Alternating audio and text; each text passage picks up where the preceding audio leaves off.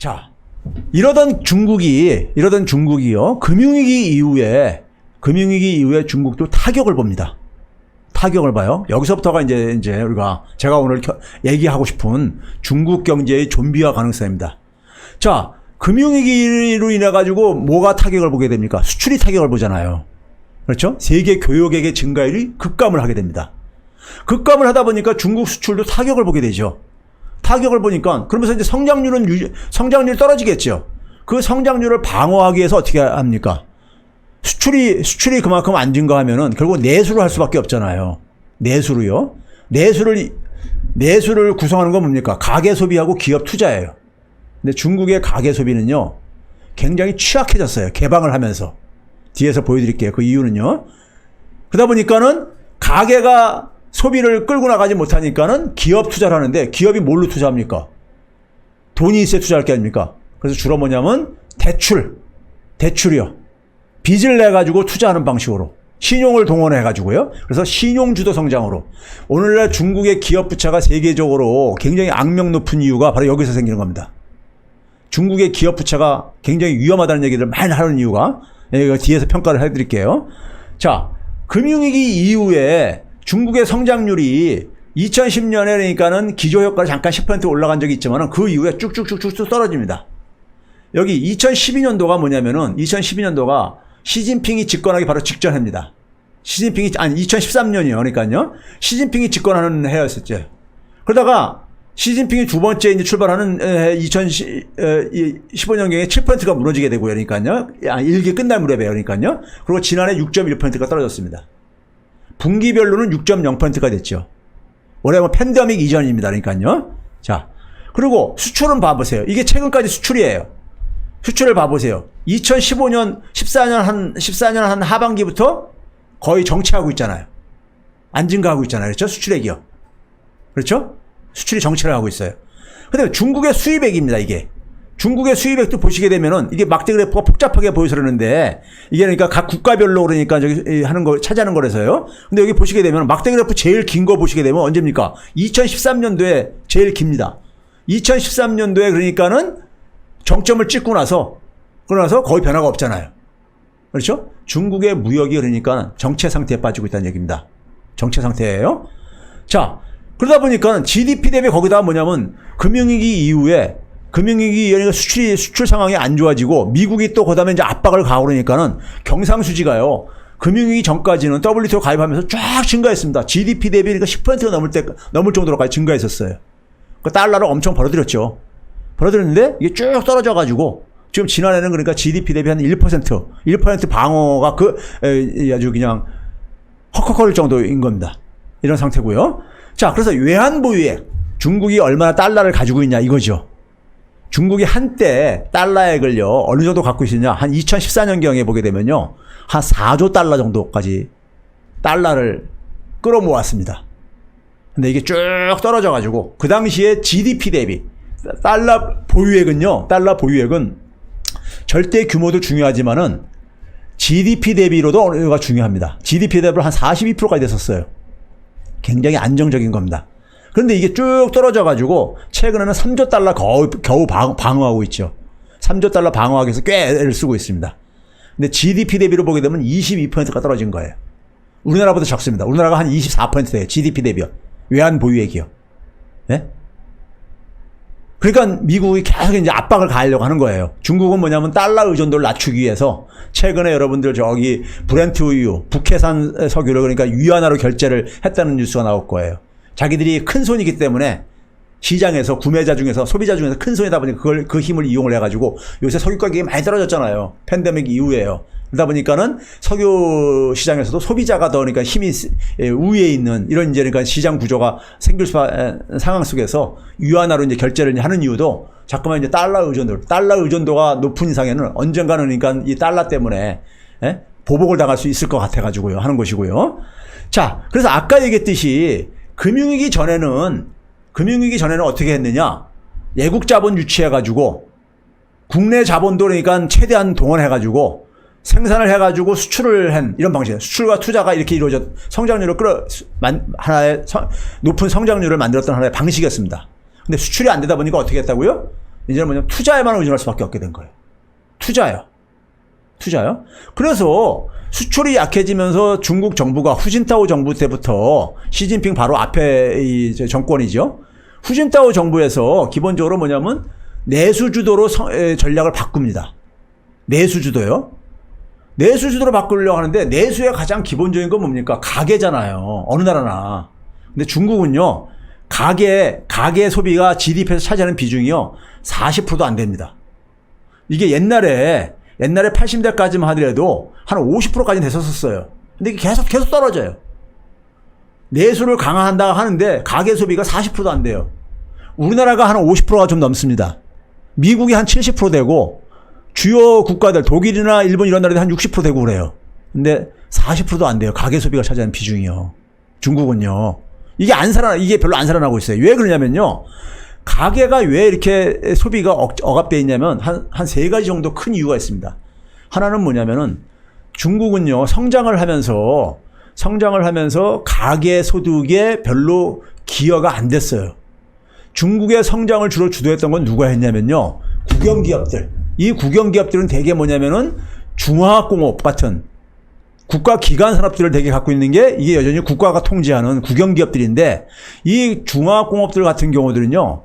자본 집약적인 산업이에요. 근데 얘네들이 투자를 하더라도 별로 고용이 창출이 안 되어져요. 그게 하나가 산업 구조상 그런 게 있고요. 또 하나는 아까 앞에서 얘기했듯이 소득 불평등이 굉장히 나빠지다 보니까 소득 불평등이 나빠지게 되면요. 소비는 그만큼 위축될 수밖에 없죠. 많은 가게가 그러니까 쓸 돈을 별로 못 가졌다는 얘기인 거니까요. 그렇죠? 또 하나는 뭐냐? 중국은 사회주국가라고 얘기하기 부끄러울 정도로 사회보장 시스템이 굉장히 취약합니다. 중국에 사셨던 분들은 아마 아실 거예요. 중국의 병원 이용하는 거나 병원 이런 것들이 한국보다 얼마나 불편하고 그러신지. 그 다음에 중국의 주택도 그러니까는 보장이 안 되지죠. 사회주라면 그런 게 기본적인 게 보장이 돼야 되는 거잖아요. 그렇죠? 그런 게 보장이 안 되어집니다. 그러다 보니까 어떻게 하느냐? 개인들이 다 그러니까는 그거를 해결을 해야 돼요. 노후도 개인들이 해결해야 되고 그러다 보니까, 예? 주택 문제도 개인들이 해결해야 되고 그러다 보니까는 저축을 많이 할 수밖에 없습니다. 그 소득 중에서, 작은 소득 중에서도 저축을 굉장히 많이 하게 되고요. 그래서 중국이 저축률이 굉장히 높습니다. 사회보장 시스템도 안 돼 있고 그러다 보니까요. 개인이 알아서 해야 되다 보니까. 이건 사회주의가 아니에요. 그러니까. 중국은 사회주의가 아닙니다. 예? 그냥 공산당이 일당 독재하기 위해서 이념적으로 사회주의를 표방하고 있는 것 뿐이지, 예? 자기들이 권력을 유지하기 위해서 그런 것 뿐이지, 이건 사회주의 국가가 아니에요, 사실은요. 교과서 세계에 있는 이런 사회주의 국가가 아닙니다. 예? 중국은요. 거기다가 이제 문제는 뭐냐면요. 그러다 보니까는 가계가 약하다 보니까는 결국 기업 투자 가지고, 금융위기 전에는 그래도 기업 투자하고 수출 가지고 양날개로 이렇게 이제 뛰어다녔는데, 수출이 꺾이다 보니까는 기업 투자만 가지고 이제 그러니까 성장을 해야 되는 거예요. 그러니까 성장률을 유지하려다 보니까 어떻게 합니까? 기업 투자를 막 해야 되는데 그 돈이 어디서 나오겠습니까? 결국 은행에서 돈 빌려가지고 해야 되는 거죠. 신용을 가지고 하는 겁니다. 그래서 기업 부채가 급증을 하게 돼요. 기업 부채가요. 중국의 기업 부채는 아주 악명 높습니다. 문제는 뭐냐면요. 갈수록 투자하는 자본 대비 이익률이 자꾸만 떨어져요. 문제는. 이익률이요. 예? 이익률이 떨어지는 거예요. 그러다 보니까는 기업들이 그러니까는 똑같은 돈을 투입을 해가지고 제가 그림 하나 보여드릴게요. 자, 이게 바로 이거입니다. 그 얘기 하기 전에, 기업 투자 얘기하기 전에 중국의 가계가 소득이 안 증가하니까 소매 판매 증가율입니다. 이게 지난 10년간에 계속 떨어지고 있잖아요. 소매 판매 증가율이라는 것이 가계가 소비하는 저거의 이 변화율인데 이게 계속 떨어지고 있잖아요. 그렇죠? 가계가 그러니까 소비로 이게 왕성하게 뒷받침해줘야지만이 경제가 그래도 갈 수 있는데 가계 저축률 봐보세요. 금융위기 이후에 소득 중에서 최소한 한 36% 이상을 하고 앉았다는 얘기예요. 전 세계에 이런 나라 없습니다. 전 세계에 이런 나라 없어요. 저축률이 이렇게 높은 나라 없어요. 예? 자, 그 다음에 뭐냐면 기업의 부채가 이 맨 위에 있는 그린 색깔이 기업 부채의 규모인데요. 제가 여기 좀 정리를 해놨습니다. 그림만 봐가지고 복잡할 수 있어가지고 2000년부터 2008년 그러니까 2000년대 금융위기 전까지는 기업 부채가 증가가 연 0.3%포인트씩 증가했어요. 근데 금융위기 이후에 지난 10년간은 연 5.5%포인트씩 거의 몇 배입니까? 예? 거의 18배 정도로 속도가 증가한 거예요. 기업 부채 증가 속도가요. 예? 그러니까 이렇게 빨리 증가를 하고 앉아 있으니까는 기업 부채가 증가하다 보니까 기업의 이 회사채 발행이 전 세계에서 압도적입니다. 여기 중간에 있는 그 그림이 이게 맨 위에는 전체 평균이고 그 다음에 있는 파란색이 곤색이 이게 미국인데 7.8이죠. 중국은 뭐냐면 거의 39.9%, 40% 회사채 발행액이 미국보다 5배가 더 많아요. 미국도 기업 부채가 금융위기 이후에 굉장히 많이 증가한 나라예요. 근데 미국보다도 5배가 더 5.1배나 더 많이 회사채를 발행했다 이겁니다. 중국의 기업들이요. 그만큼 돈을 많이 차입을 해가지고 투자를 만들어내고 있고 그걸로 성장률을 만들어내고 있다 이겁니다. 자, 문제는 이 그림입니다. 이 그림이 뭐냐면요. 오른쪽은 1인당 GDP입니다. 1인당 국민소득이요. Y축은 뭐냐? 이게 기업들이 GDP에서 차지하는 부채 비중입니다. 기업들의 부채가 증가한다는 얘기는 뭡니까? 기업들이 돈을 많이 빌렸다는 얘기잖아요. 기업들은 돈을 왜 빌립니까? 가게처럼 소비하려고 빌리는 게 아니잖아요. 투자하려고 빌리는 거잖아요.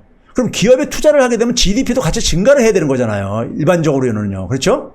그러면 되게 이게 기업 부채가 증가할수록 Y축의 값이 증가할수록 X축의 1인당 소득도 증가를 해야 되는 거잖아요.